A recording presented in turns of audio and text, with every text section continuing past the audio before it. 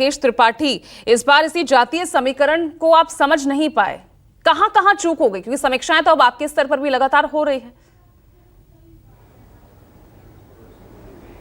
देखिए पूजा जी, किसी भी जय के कई कारण होते हैं और पराजय के भी कई कारण होते हैं।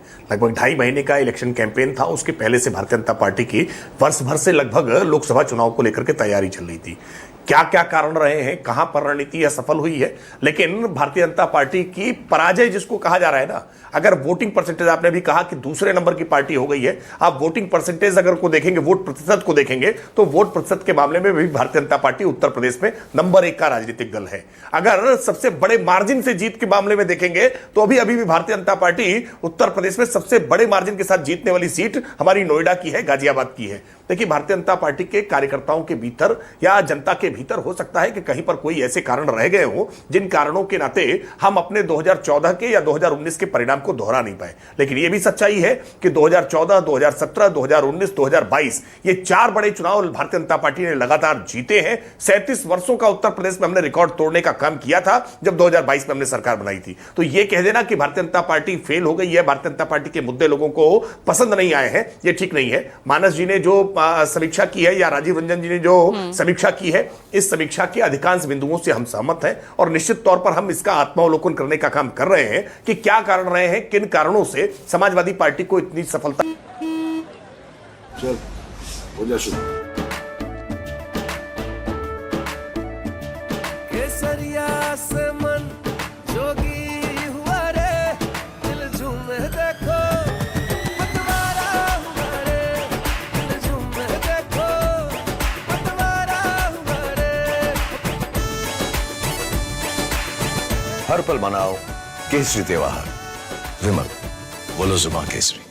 मिली है इतनी सीटों पर और भारतीय जनता पार्टी को अपेक्षित परिणाम नहीं मिल पाया है। लेकिन यह समीक्षा करना भी कोई फौरी तौर पर नहीं हो सकता है। हम बूथवार समीक्षा करेंगे, हर जिले में इसकी समीक्षा करेंगे, हर विधानसभा स्तर पर समीक्षा करेंगे। यह बात स्पष्ट है। मैं राजीव जी की इस बात से सहमत हूं कि राजनीति में 2 और 2 मिलाकर के कभी जरूरी नहीं है कि वो 4 हो। कई बार 2 और 2 मिलाकर के 0 भी हो जाता है। कुछ नए प्रयोग हमने किए थे, कुछ नए नारे हमने दिए थे।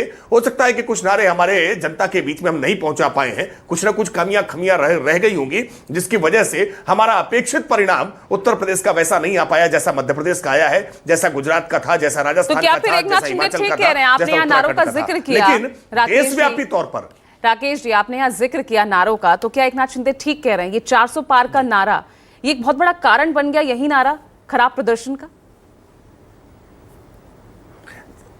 देखिए, 2004 में जब भारतीय जनता पार्टी देश भर में पराजित हुई थी, जब अटल बिहारी वाजपेयी जी की सरकार चली गई थी, तब भी इस बात की समीक्षा हुई थी कि इंडिया साइनिंग का नारा या फील गुड का नारा हमारा सफल नहीं हुआ था। जब भी जब कोई जीत होती है ना, तो उसके नारे सफल माने जाते हैं। जब अपेक्षित परिणाम नहीं मिलता है तो नारों का असफल कहा जाता है। लेकिन अगर मध्य प्रदेश का परिणाम देखें, आप उड़ीसा का परिणाम देखें, आप उत्तराखंड का परिणाम देखें, दिल्ली के परिणाम देखें, जहां अरविंद केजरीवाल की इतने बड़े बहुमत के साथ विधानसभा में सरकार बनती है और वहां हम 7 की 7 सीटें जीतते हैं, तो हमें लगता है कि इस 400 पार के नारे का वहां प्रभाव था। नरेंद्र मोदी जी की नीतियों का, उनके गरीब कल्याण योजनाओं का, इन सब बातों का प्रभाव था। वहां जीतने के बाद भी 272 का आंकड़ा तो नहीं छू पाया ना, 272 का आंकड़ा नहीं छू पाए। और मान रहे ना, कम से कम ये तो मानिए कि यूपी में अगर वही सीटें आपके खाते में आती तो शायद आप स्पष्ट बहुमत आपके साथ होता। निश्चित तौर पर देश भर की 33 सीटें ऐसी हैं, 33 सीटें ऐसी हैं जो मात्र 6 लाख मतों के अंतर से हमारे हैं। अगर 6 लाख मत केवल हमको और मिले होते तो भारतीय जनता पार्टी अपने दम पर मेजॉरिटी लेकर के आती। ये एक मैंने इसीलिए कहा ना कि किसी भी जय और पराजय के मल्टीपल कारण होते हैं। हम हर पराजित सीट को लेकर के विशिष्ट रणनीति पहले भी बना रहे थे।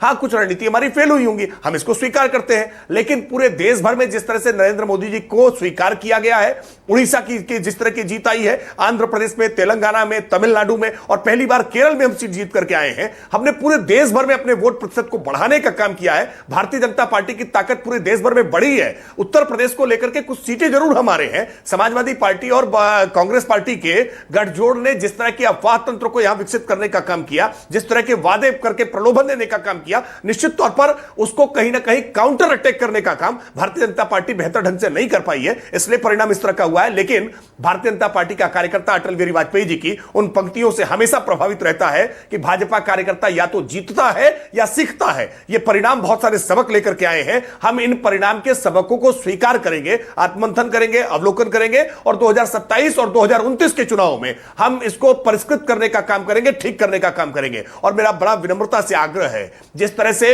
ईवीएम को लेकर के, जिस तरह से इलेक्शन कमीशन को लेकर के, जिस तरह से संवैधानिक संस्थाओं को लेकर के लगातार विपक्ष आरोप प्रत्यारोप करने का काम कर रहा था, और मैंने देखा है कि कल भी समाजवादी पार्टी के मुखिया अखिलेश यादव जी ने उत्तर प्रदेश में कुछ जिलाधिकारियों को लेकर के जिस तरह की न्यूनता भरी टिप्पणी की है, यानी जहां ये जीत जाएंगे वहां प्रशासन ठीक है, जहां ये जीत जाएंगे वहां ईवीएम ठीक है, और जहां पराजित हो जाएंगे, ये पराजय स्वीकार नहीं करना चाहते हैं, वहां ये हमलावर हो जाते हैं संस्थाओं पर। यह प्रवृत्ति लोकतंत्र के लिए ठीक नहीं है। लोकतंत्र में जय और पराजय को स्वीकार करना चाहिए।